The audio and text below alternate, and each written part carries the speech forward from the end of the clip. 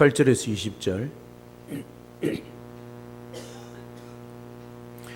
올 2024년 표의 말씀입니다. 오늘 말씀은 모든 민족을 제자 삼읍시다 라는 표의 말씀이 되겠습니다. 오늘 하나님께서 우리에게 주시는 말씀입니다. 제가 봉독해 드립니다. 예수께서 나와 말씀하여 이르시되 하늘과 땅의 모든 권세를 내게 주셨으니 그러므로 너희는 가서 모든 민족을 제자로 삼아 아버지와 아들과 성령의 이름으로 세례를 베풀고 내가 너희에게 분부한 모든 것을 가르쳐 지키게 하라. 볼지어다 내가 세상 끝날까지 너희와 항상 함께 있으리라 하시니라. 아멘. 오늘 폭풍우가 치는 날 배 한 척이 바다에서 조난을 당해서 SOS를 쳤습니다. 연락을 받은 구조선의 선장이 배를 띄우고자 했습니다. 그러자 젊은 선원 하나가 선장에게 이렇게 말을 합니다. 선장님, 이렇게 바람이 너무 세고 파도가 높은데 배를 띄우기에는 무리라고 생각하지 않습니까? 이렇게 물었습니다. 선장이 대답했습니다. 아니다. 우리에게는 구조하러 가라는 명령이 떨어졌다. 지금 바다에는 조난을 당한 배가 있다. 우리는 가야 한다. 이렇게 말을 하니까 젊은 선원이 항의를 합니다.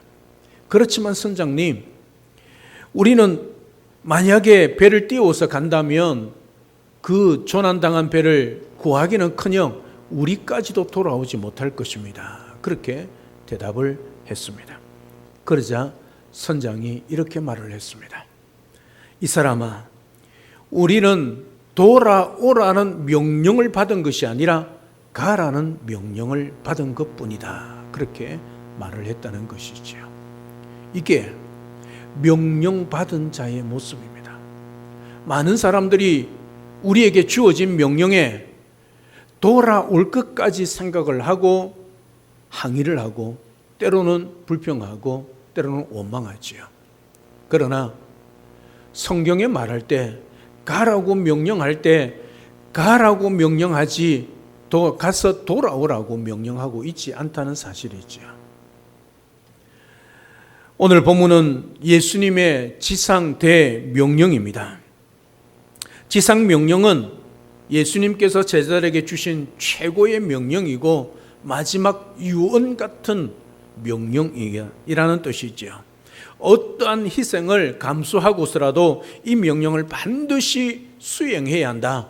모든 그리스도인은 이 말씀 앞에 복종해야 한다는 뜻입니다. 취사 선택이 있을 수 없습니다. 하나님의 말씀이요, 이 하나님의 말씀의 명령입니다. 특히 명령 반드시 지켜야 하지요. 그러므로 지상 명령을 들은 모든 성도는 이유를 댈 수 없습니다. 핑계를 댈 수 없다는 사실이죠. 이 명령을 내리신 분이 누구십니까? 예수 그리스도십니다. 오늘 본문에 예수님을 어떤 분으로 말씀하고 있습니까? 하늘과 땅의 모든 권세를 하나님께로부터 받은 분이라 그렇게 말씀합니다. 그래서 예수님의 명령은 곧 하나님 아버지의 명령이다. 그 뜻이지요. 말씀하시는 그분의 권위를 거절할 수 있는 사람은 아무도 없습니다. 진실로 예수 그리스도를 믿고 있다면 이 주님 명령 앞에 예라고 대답해야 합니다. 어디로 가야 하고 무엇을 준비해서 가야 할 그 핑계를 대지 말고 우리는 그 명령 앞에 무조건 순종해야 한다는 것이지요. 따라서 오늘 지상 명령, 우리 주님의 명령 앞에 절대 순종, 무조건 순종 밖에는 우리에게 할 방법이 없다는 사실이죠. 따라서 오늘 또 이 명령 앞에 절대 순종, 무조건 순종하여 땅끝으로 이르러 모든 민족을 제자 삼는 참 주님의 제자들, 우리 영동 중앙교회 모든 성도님들이 다 될 수 있기를 주님의 이름으로 축복합니다. 오늘 이 말씀 가운데 세 가지를 살펴보고자 합니다. 첫 번째는 주님의 지상 명령은 가라는 것입니다. 이 가라는 말씀 속에 기독교의 위대한 메시지가 들어 있습니다. 원래 이스라엘 민족은 이리저리 떠다니는 유목민이었습니다. 이 사람들이 가나안 땅에 들어가 정착하면서 전에 없던 많은 문제들이 일어났습니다. 우상 숭배 문제가 가나안 땅에서부터 시작이 되었다는 것을 말씀하지요. 그래서 우리 주님이 가나안 땅에 들어가기 전에 모세를 통하여 누차 반복해서 말씀하시는 것이 절대로 가나안 문화를 따르지 말라, 그 우상을 섬기지 말라, 그렇게 강력하게 명령하셨지요. 그전에는 그들이 가나안 땅에 들어가기 전에는 우상 숭배에 그렇게 심각한 문제가 없었습니다. 물론 초창기 때 애굽을 잊지 못해서 금송아지를 만들어서 하나님의 대노, 진노하시는 그 하나님의 분노를 그들이 경험했지만, 그러나 그들이 광야 생활할 동안에는 그렇게 심각한 우상 숭배의 문제가 없었습니다. 그러나 가나안 땅에 정착하면서부터 이스라엘 민족은 바알이라고 하는 강력한 우상 숭배 문제에 빠지게 되었다는 사실이죠. 사랑하는 여러분, 우상 숭배가 뭘까요? 성경에서 우상 숭배의 뿌리는 탐심이라 골로새서 3장 5절에서 그렇게 기록하고 있습니다. 우상 숭배가 뭐냐? 형상으로 만들어 놓은 그런 돌이나 아니면 그런 어떤 물체에 아니면 하늘의 일월 성신에 대하여 절하는 것만 우상이 아니란 것이지요. 우상은 무엇이냐? 하나님보다 이 세상의 것을 더 사랑하는 그 모든 것이 우상이란 거지요. 우상은, 숭배는 어디서부터 오느냐? 탐심, 탐욕, 욕심에서부터 온다는 것이지요. 무엇을 소유하려고 욕심을 내면 그것이 그 사람에게 우상이 되는 겁니다. 급기야는 그것을 숭배하게 되어 우상 숭배가 되는 것이지요. 어떤 사람에게 돈이, 명예와 권력이, 학문이, 때로는 부모, 자식이 우상이 될 수 있다는 사실이지요.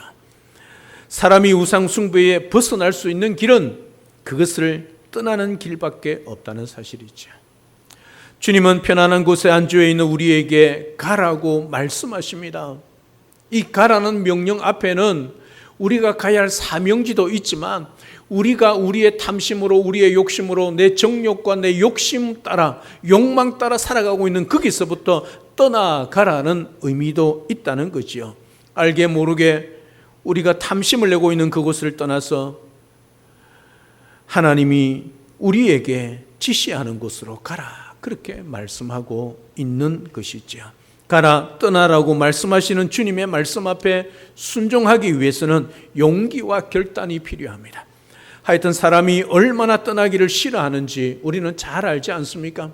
내가 한번 정착한 곳에 사람이 좀처럼 움직이지를 않습니다. 그것이 나에게 편함을 주기 때문이죠. 다시 그곳을 떠나면 새롭게 적응을 하고 또 그곳에서 여러 가지 어려움을 당할 수 있기 때문이지요. 여러분, 교회도 마찬가지입니다. 여러분, 초대교회를 보십시오. 사도행전 2장에 보면 그들이 날마다 마음을 같이하여 성전에 모여 힘쓰고 집에서 떡을 떼며 기쁨과 순전한 마음으로 음식을 먹고 하나님을 찬미했습니다. 그런 가운데 그들이 말씀을 듣고 성령에 충만하여 나가서 전도를 했습니다. 교회가 기하급수적으로 초대교회가 부흥을 했죠. 그러니까 주님이 뭐라고 말합니까? 너희는 가라는 것이지요. 예루살렘과 온 유대와 사마리아와 땅끝까지 가라고 명령했음에도 불구하고 그들은 그들의 자리에 안주하고 있었던 것이지요. 그러니 교회 안에 심각한 문제가 생기기 시작하는 겁니다. 그들의 관심이 말씀에 집중하지 않고 가라는 곳에 가지 않고 그들 모임 자체에 안주하고 있을 때 그 안에 문제가 생기게 되는 것이지요. 여러분, 전도하지 않고 선교하지 않는 교회 반드시 문제가 있게 되어지는 것이지요. 하나님이 명령하고 가라는 곳에 가지 않고 안주하게 되어지면 그 화살이, 그 눈이 당연히 공동체 안으로 쏟아질 수밖에 없는 겁니다. 초대교회가 그랬습니다. 얼마나 기하급수적으로 부흥했습니까? 그럼에도 불구하고 가라고 명령하는 앞에 순종하지 아니할 때 하나님은 어떻게 해요? 핍박을 통해서 완전히 흩어놓으시지 않습니까? 사도행전 8장에 가면 12사도 외에는 모든 성도들이 다 흩어졌습니다. 그 수만 명이 모이던 초대교회가 12명밖에 남지 않았습니다. 왜 그랬습니까? 물론 핍박 때문입니다. 하지만 가라고 명령하신 그 명령 앞에 그들이 순종하지 않았기 때문에 하나님이 그 핍박을 통하여 흩어 놓으시는 거지요. 가게 만드시는 거지요. 그러니 온 유대로 흩어집니다. 사마리아로 가서 복음을 증거하지 않습니까? 많은 사람들이 주는 그리스도시요 살아계신 하나님의 아들이심을 믿고 또 주님 앞에 돌아오는 것을 보게 되어집니다. 하나님이 하시는 것은 언제나 세상을 향하여 가라고 명령하신다는 사실이지요. 우리의 삶의 자리에 돌아가서 하나님 앞에 믿음으로 살 뿐만 아니라 내 살아가는 삶의 영역 속에 나아가서 내 이웃에게, 우리 영동 땅에, 또 한국에 할 수만 있다면 열방을 향하여 나아가서 예수 그리스도를 전하라, 그렇게 명령하고 있다는 사실이죠. 하나님은 우리가 머물러 있으면 흩어 놓으신다는 것 또한 기억하시는, 그게 하나님의 방법이란 사실을 우리는 깨달아야 할 것입니다. 사도 바울이 로마서 10장에서 사람이 어떻게 구원받는지 구원 과정을 기록하고 있습니다. 로마서 10장 13절에 보면 누구든지 주의 이름을 부르는 자들은 구원을 얻으리라, 그렇게 말씀합니다. 누구든지입니다.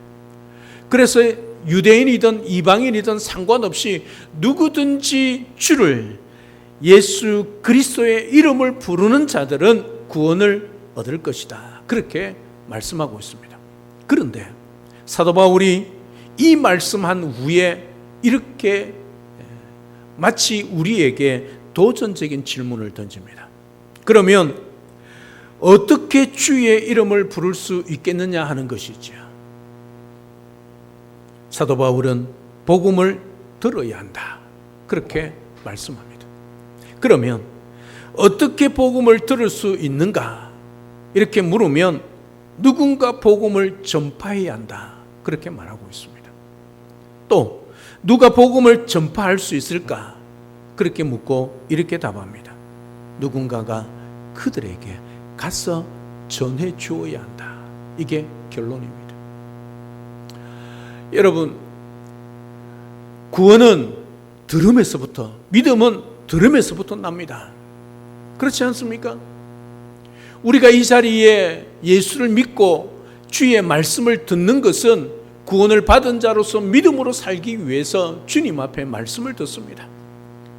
우리가 어떻게 이 자리에 나오게 되고 어떻게 예수 그리스도를 믿었습니까? 누군가가 나에게 복음을 전해 주었기 때문이지요. 그래서 우리도 이 세상을 향하여 아직도 예수 믿지 않은 사람들에게 나아가야 하는 것이지요. 이게 주님의 첫 번째 명령입니다. 가라는 것입니다. 가서 내 이웃에게 가서 주의 복음을 전해 주어라 하는 것이지요. 여러분의 삶의 자리에서 일어나 명령하는 곳으로 가시기를 바랍니다. 삶의 전 영역에서 여러분들이 만나는 사람들마다 예수 그리스도를 전해 주어야 한다는 사실이지요. 할 수만 있다면 땅끝까지 가서 주님의 명령을 감당하기 위해 오대양 일주도 밟아보고 사명지로 달려가는 그런 복된 우리 모든 성도님들 다 되시기를 우리 주 예수 그리스도로 축복합니다. 두 번째는 주님의 지상 명령은 모든 민족으로 제자로 삼고 세례를 베풀라는 것입니다. 제자가 바로 세례를 베푸는 것이지요. 제자 삼는 일에 인종과 국경을 뛰어넘으라는 뜻이지요. 어떤 민족, 어떤 사람도 구원을 얻을 수 있다는 뜻입니다. 여러분, 전도와 선교의 차이는 뭐겠습니까? 여러분, 선교도 전도 아니겠습니까? 예수 그리스도를 복음을 전하지요. 똑같은 전도입니다. 그런데 어떤 것은 전도요, 어떤 것은 선교입니까? 전도는 같은 동족, 같은 땅, 같은 문화권 안에서 같은 민족에게 전하는 것은 전도입니다. 그러나 타 문화권, 타 지역, 그리고 타 인종에게 전도하는 것, 복음을 전하는 것은 선교지요. 그러니까 전도나 선교나 핵심은 예수 그리스도의 복음을 증거하는 것입니다. 여러분, 어떤 민족, 어떤 사람도 구원을 얻을 수 있다는 거지요. 그래서 우리는 전도해야 되고 나아가서 선교해야 한다는 사실입니다. 로마서는 이신칭의의 교례를 가르치는 로마 성도에게 보낸 사도 바울의 편지입니다. 사도행전에서도 마찬가지지만 로마서에도 사도 바울은 하나님의 관심이 이스라엘 민족에서 이방인에게로 옮겨가고 있다는 것을 강조하고 있습니다. 여러분, 사도행전 잘 살펴보시면 사도행전이 8장까지는 유대인 중심입니다. 사마리아도 물론 이방 땅이라 할 수 있지만 하지만 사마리아까지는 유대인입니다. 그들이 혼혈족이긴 하지만 유대인입니다. 그러나 사도행전 9장 이후로 가면 9장에 누가 기록되어져 있습니까? 사울이라는 후에 바울 사도 회심 사건이 기록되어져 있지 않습니까? 그 바울의 회심 사건이 왜 사도행전 9장에 기록되어져 있습니까? 사도행전 1장 8절에 보면 뭐라고 기록하고 있습니까? 너희들이 성령의 충만함을 받으면 성령의 권능을 받고 예루살렘과 온 유대와 사마리아, 여기까지는 사도행전 8장입니다. 그렇지 않습니까? 그리고 땅끝까지 복음이 증거되어야 하지요. 그래서 땅끝까지 가기 위하여 이 사마리아를 넘고 로마를 향하여 유럽을 향하여 땅끝으로 가기 위하여 사도 바울이 회심하는 사건이 기록되어져 있는 것이죠. 그래서 사도행전 9장 이후로는 이방인에게 복음이 증거되기 위하여 이방인의 사도를 부르는 사도 바울의 사건이 기록되어져 있다는 것이죠. 그 바울이 로마서를 기록할 때도 역시 마찬가지입니다.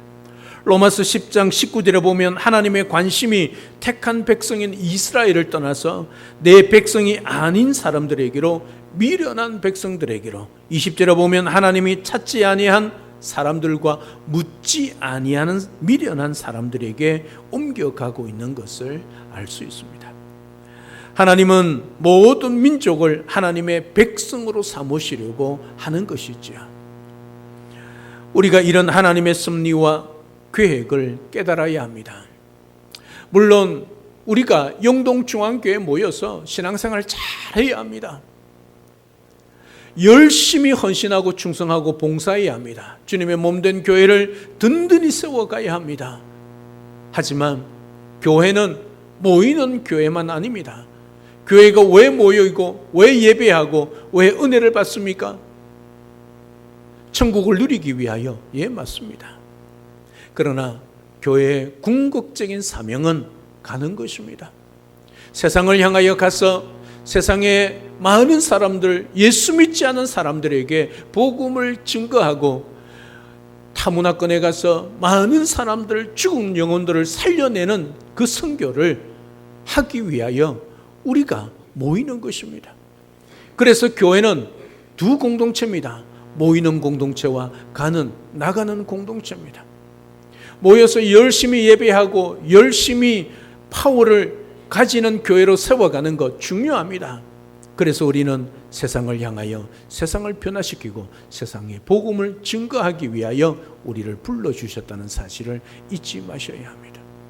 모이는 것은 잘하는데 가는 것에 실패하면 그 진정한 교회가 아니고 참된 교회, 건강한 교회가 아니란 말씀이 있지요. 따라서 오늘 또 우리 모든 민족을 제자 삼으라는 주님의 지상된 명령 앞에 순종함으로 주님의 유언을 잘 이루어드리는, 그래서 내 삶의 영역, 땅끝은 두 가지 의미가 있다고 말씀을 드리지 않았습니까? 땅끝은 내가 서 있는 그 자리가 땅끝입니다. 왜요? 지구를 한 바퀴 뺑 돌려보십시오. 원자리로 돌아오지 않습니까? 그래서 내 삶의 자리에서 주의 복음을 증거해야 합니다. 또 하나는 땅끝은 세상을 향해 나아가는 것이지요. 제가 누차 말씀드리지 않습니까? 여러분, 경부선, 서울 부산 가는 이 고속도로를 타보십시오. 곳곳에 A1 도로라고 기록하고 있지 않습니까? 그 A1 도로가 아시안 하이웨이 첫 번째 도로라는 뜻입니다. A1 도로가 어디로부터 시작합니까? 일본부터 시작해서 한국을 거쳐 중국을 거쳐 어디요? 터키까지 나아갑니다. 이미 이 경부선이 우리가 영동 IC나 다른 IC를 타서 경부선을 타면 어디까지 갈 수 있느냐? 땅끝까지 갈 수 있다는 사실이죠. 그런데 어디에 막혀 있습니까? 저 북한이 38선이 막혀 있지요. 여러분, 통일이 되면 우리가 차를 가지고 경부선을 타서 세계 열방으로 향해 나아갈 수 있다는 사실이죠. 그것뿐만 아닙니다. 철도가 이미 다 연결되어져 있습니다.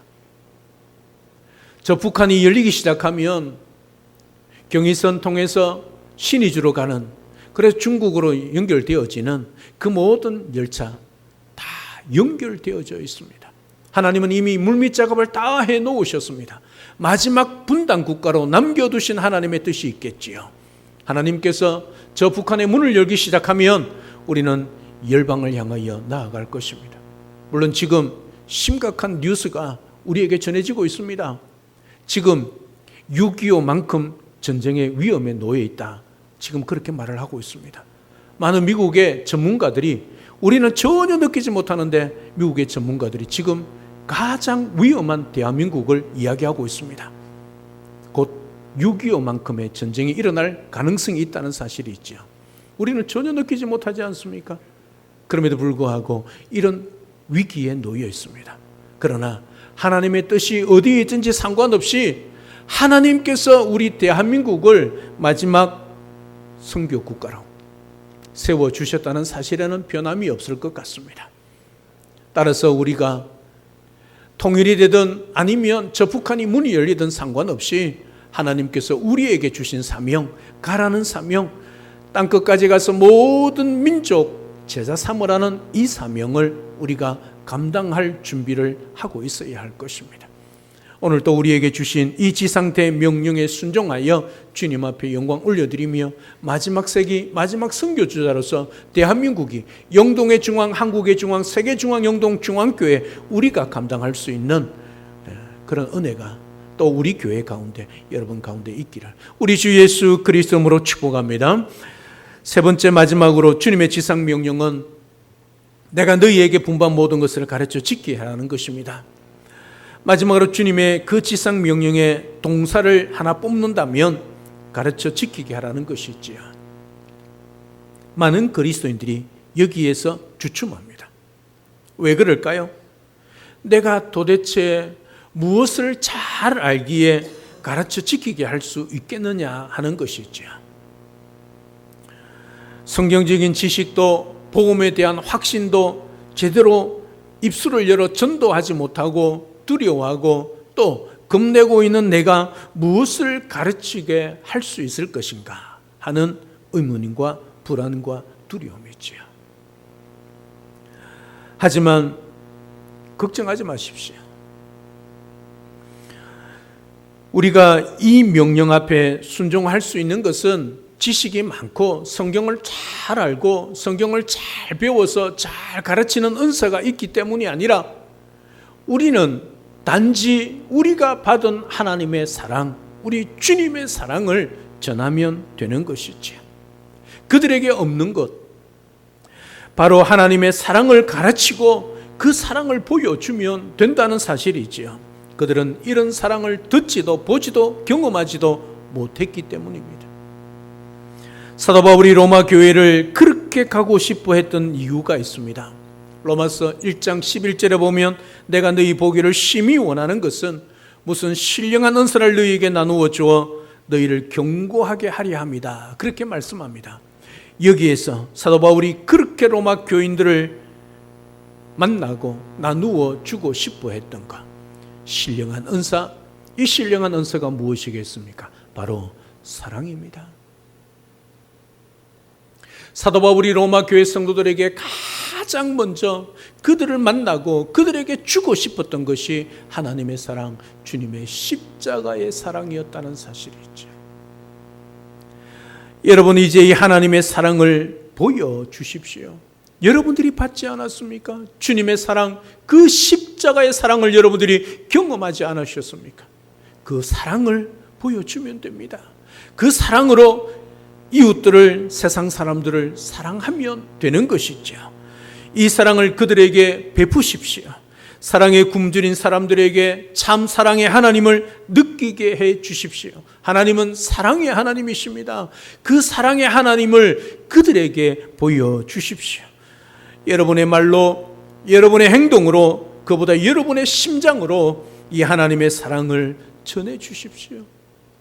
아는 것은 많지 않고 배운 것은 많지 않다 할지라도 여러분들이 믿고 여러분들이 경험하고 여러분들이 받았던 그 하나님의 사랑, 십자가의 사랑을 여러분 전해 주십시오. 그러면 이런 사랑도 있었구나. 그들이 느낄 수 있도록 세상에 많은 믿지 않는 자들에게 이 사랑, 이 주님의 사랑을 보여주십시오.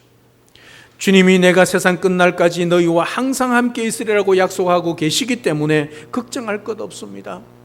여러분이 무슨 일을 하더라도 그 자리에 항상 주님이 함께 하십니다. 주님이 어떤 분이십니까? 하나님이시고 하나님의 아들이십니다. 여러분, 천사가 우리와 함께하는 것 아닙니다. 천사보다 위대하시고 뛰어나신 전능하신 하나님이 저와 여러분들과 함께 하십니다. 함께 계실 뿐만 아니라 주님이 일하시지요. 여러분이 일하는 것이 아니라 주님이 일하시는 겁니다. 다만 주님은 여러분의 입과 여러분의 손과 발을 사용하시는 것이지요. 주님이 여러분들을 사용하시고 여러분들과 함께 하시고 여러분들을 지켜주십니다. 어떤 상황 속에서도 주님이 여러분들과 함께 한다는 사실 잊지 마십시오.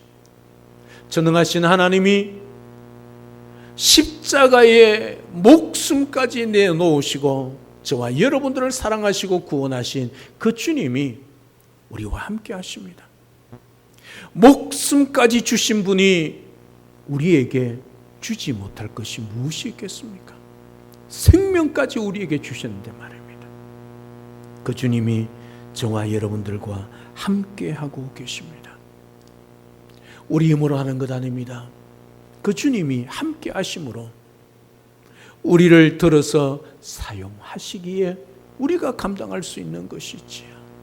그래서 우리는 그 주님의 십자가의 사랑을 믿고 오늘도 나와 함께 하심을 믿고 세상 끝날까지 항상 나와 함께 하심을 믿고 그 주님을 의지하고 그 믿음으로 우리가 순종하면 되는 것이지요.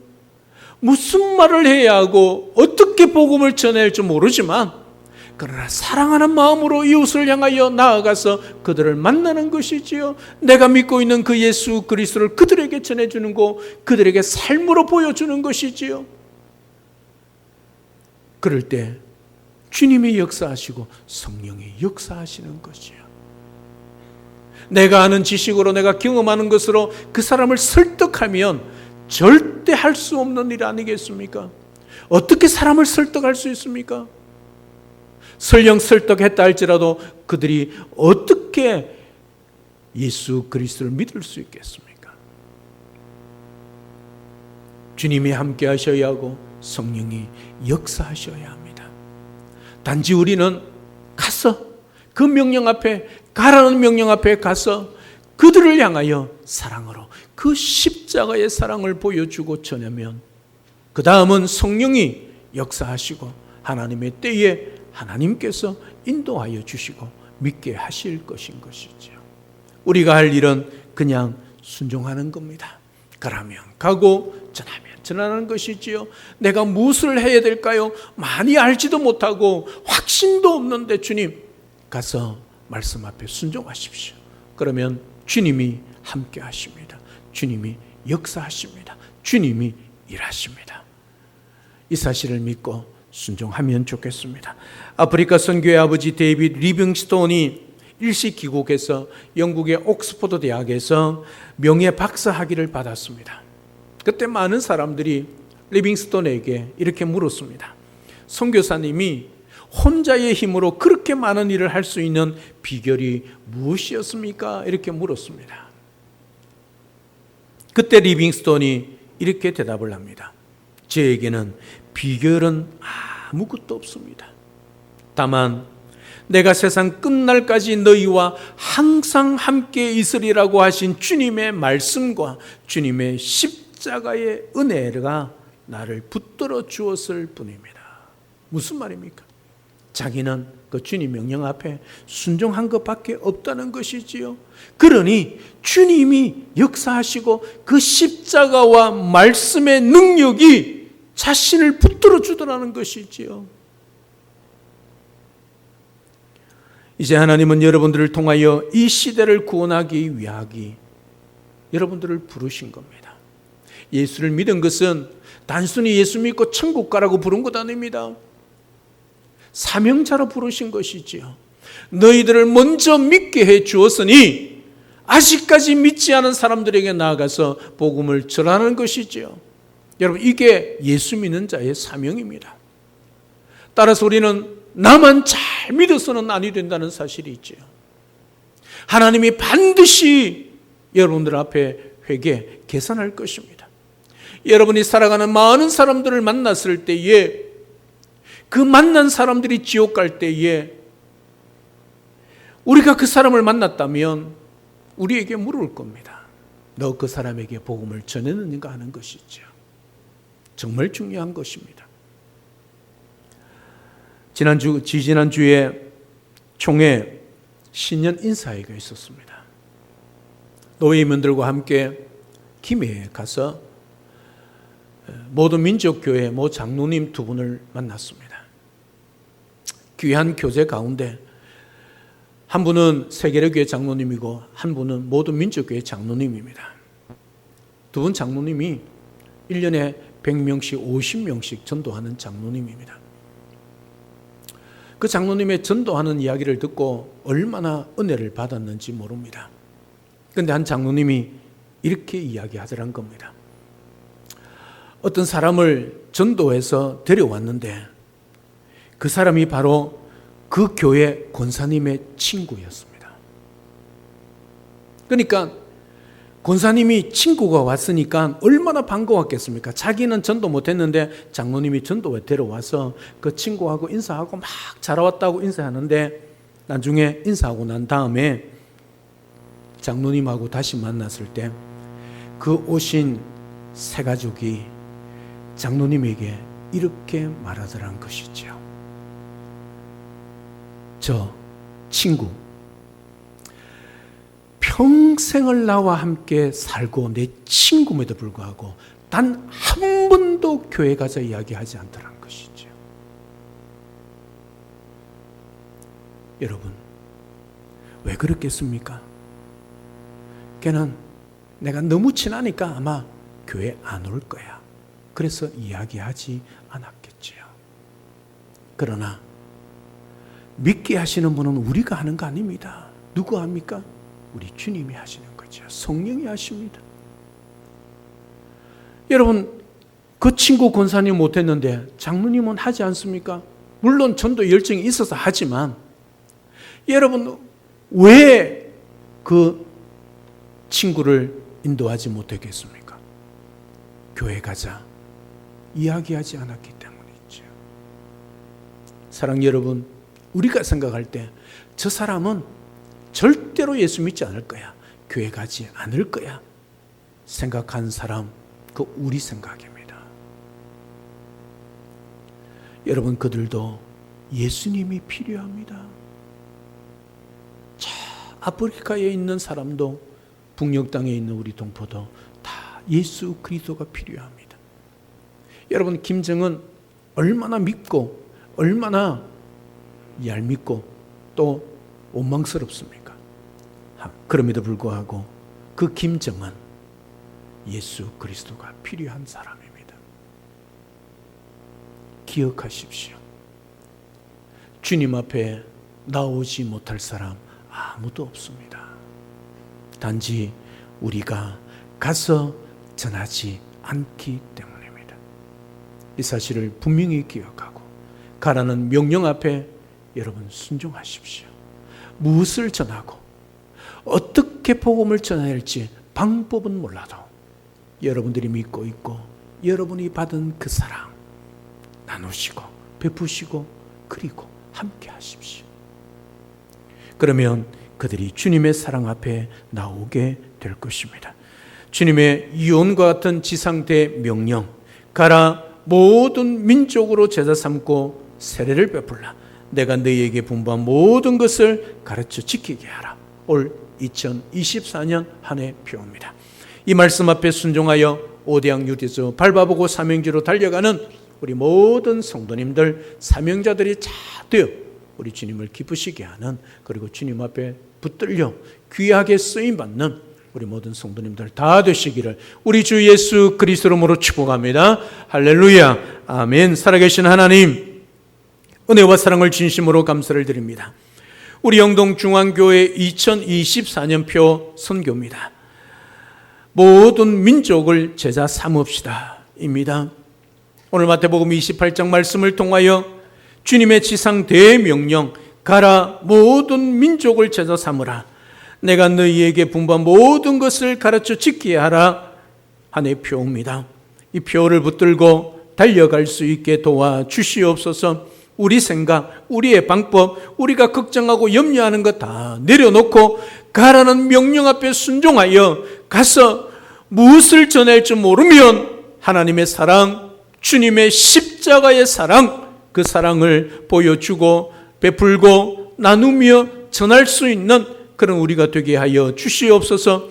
그들이 복음을 듣지 못하고 예수 그리스도를 믿자고 교회에 가자고 소리를 듣지 못하여 나오지 못한다는 사실을 기억하고 그들에게 나아가서 우리 주 예수 그리스도의 복음을 전하며 사랑을 베풀며 주님께 인도하여 이에 주님의 몸된 교를 채우며 함께 열방을 누비며 쓰임받는 그런 놀라운 동력자로 세워가는 우리 모든 성도님들 다 될 수 있도록 축복하여 주시옵소서. 감사를 드리며 살아계신 예수님의 이름으로 기도드리옵나이다. 아멘.